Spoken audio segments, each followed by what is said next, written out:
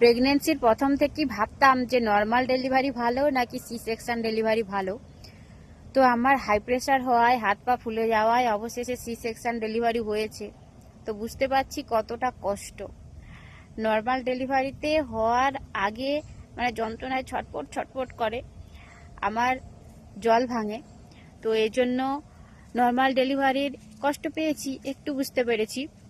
তো নর্মাল ডেলিভারিতে প্রচুর যন্ত্রণায় ছটফট করে, কিন্তু বেবি হয়ে যাওয়ার পর মায়ের শরীর খুব তাড়াতাড়ি সুস্থ হয়ে যায়।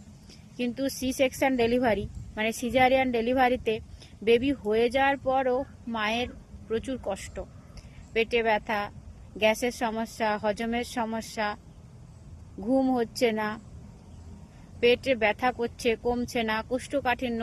তো এত রকমের সমস্যা, মনে হচ্ছে নর্মাল ডেলিভারি যারা হয়েছে তারা খুব সুখী।